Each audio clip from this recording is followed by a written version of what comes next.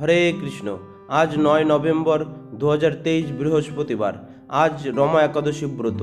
আজ যারা যারা এই রমা একাদশী ব্রত পালন করছেন তারা তো অবশ্যই এই রমা একাদশী ব্রত মাহাত্ম্য শ্রবণ করবেন এবং পাঠ করবেন। আর যারা যারা পালন করছেন না তারাও একটি বার হলেও এই রমা একাদশী ব্রত মাহাত্ম্য শ্রবণ করবেন এবং পাঠ করবেন। এই রমা একাদশী ব্রত মাহাত্ম্য একটি বার শোনা মাত্রই জীবনের সমস্ত পাপ থেকে মুক্তি লাভ হয়। তাই আপনারা মনোযোগ সহকারে এই রমা একাদশী ব্রত মাহাত্ম্য শ্রবণ করবেন। এখন আমি এই রমা একাদশী ব্রত মাহাত্ম্য পাঠ করছি, আপনারা মনোযোগ সহকারে শ্রবণ করবেন। এক সময় যুধিষ্ঠির মহারাজ শ্রীকৃষ্ণকে বললেন, হে জনার্দন, কার্তিক মাসের কৃষ্ণপক্ষের একাদশীর নাম ও মাহাত্ম্য কৃপা করে আমায় বলুন। শ্রীকৃষ্ণ বললেন, হে রাজন, মহাপাপ দূরকারী এই একাদশী রমা নামে বিখ্যাত। আমি এখন এর মাহাত্ম্য বর্ণনা করছি, আপনি মনোযোগ সহকারে শ্রবণ করুন। পুরাকালে মুচুকুন্দ নামে একজন সুপ্রসিদ্ধ রাজা ছিলেন। দেবরাজ ইন্দ্র, যম, বরুণ ও ধনপতি কুবেরের সাথে তার বন্ধুত্ব ছিল।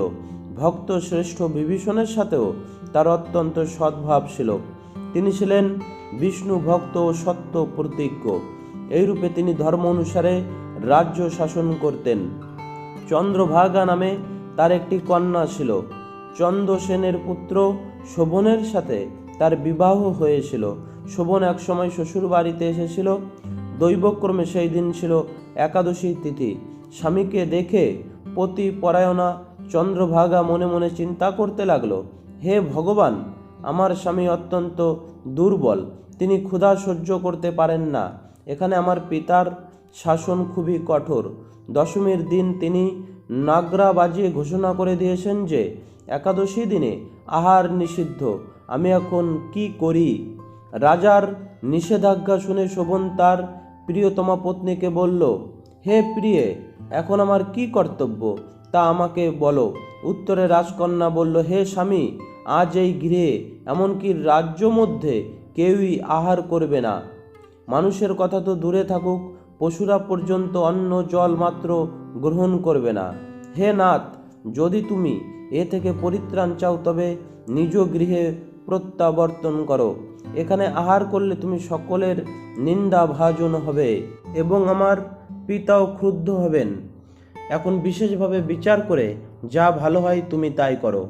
সাধ্বী স্ত্রীর এই কথা শুনে শোভন বলল, হে প্রিয়ে, তুমি ঠিকই বলেছ, কিন্তু আমি গৃহে যাব না, এখানে থেকে একাদশী ব্রত পালন করব। ভাগ্যে যা লেখা আছে তা অবশ্যই ঘটবে। এইভাবে শোভন ব্রত পালনে বদ্ধপরিকর হলেন। সমস্ত দিন অতিক্রান্ত হয়ে রাত্রি শুরু হলো।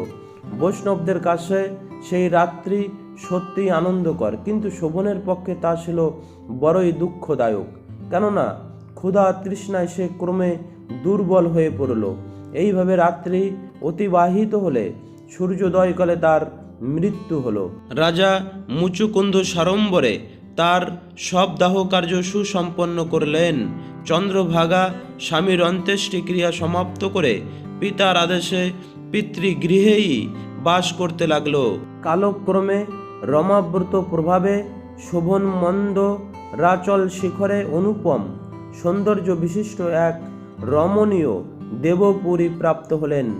এক সময় মুচুকুন্দপুরের সোমশর্মা নামে এক ব্রাহ্মণ তীর্থ ভ্রমণ করতে করতে সেখানে উপস্থিত হলেন। সেখানে রত্নমণ্ডিত বিচিত্র স্ফটিক খচিত সিংহাসনে রত্নালঙ্কারে ভূষিত রাজা শোভনকে তিনি দেখতে পেলেন। গন্ধর্ব ও অপ্সরাগণ দ্বারা নানা উপচারে সেখানে তিনি পূজিত হচ্ছিলেন। রাজা মুচুকুন্দের জামাতা রূপে ব্রাহ্মণ তাকে চিনতে পেরে তার কাছে গেলেন। শোভনও সেই ব্রাহ্মণকে দেখে আসন থেকে উঠে এসে তার চরণ বন্দনা করলেন। শ্বশুর মুচুকুন্দ ও স্ত্রী চন্দ্রভাগা সহ নগরবাসী সকলের কুশল বার্তা জিজ্ঞাসা করলেন। ব্রাহ্মণ সকলের কুশল সংবাদ জানালেন।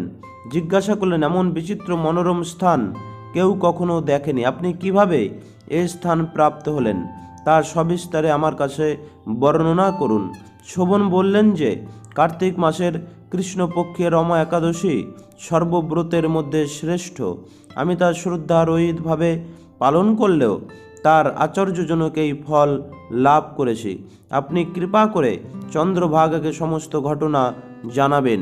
সোম শর্মা মুচুকুন্দপুরে ফিরে এসে চন্দ্রভাগার কাছে সমস্ত ঘটনার কথা জানালেন।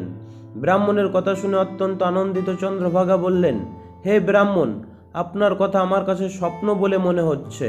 তখন সোম শর্মা বললেন, হে পুত্রী, সেখানে তোমার স্বামীকে আমি স্বয়ং স্বচক্ষে দেখেছি, অগ্নিদেবের মতো দীপ্তিমান।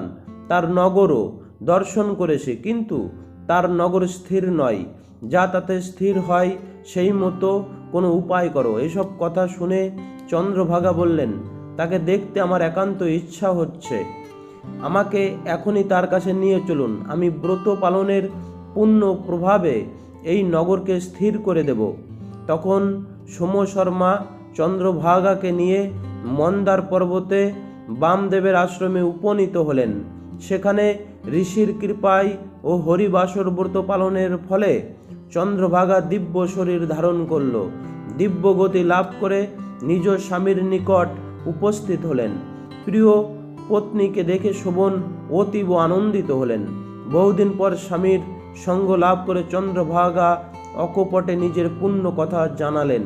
হে প্রিয়, আজ থেকে 8 বছর আগে আমি যখন পিতৃগৃহে ছিলাম তখন থেকেই এই রমা একাদশীর ব্রত নিষ্ঠা সহকারে পালন করতাম। ওই পুণ্য প্রভাবে এই নগর স্থির হবে এবং মহাপ্রলয় পর্যন্ত থাকবে। হে মহারাজ, মন্দারাচল পর্বতের শিখরে শোভন স্ত্রী চন্দ্রভাগা সহ দিব্য সুখ ভোগ করতে লাগলেন। পাপনাশিনী ও ভুক্তি মুক্তি প্রদায়িনী রমা একাদশীর মাহাত্ম্য আপনার কাছে বর্ণনা করলাম।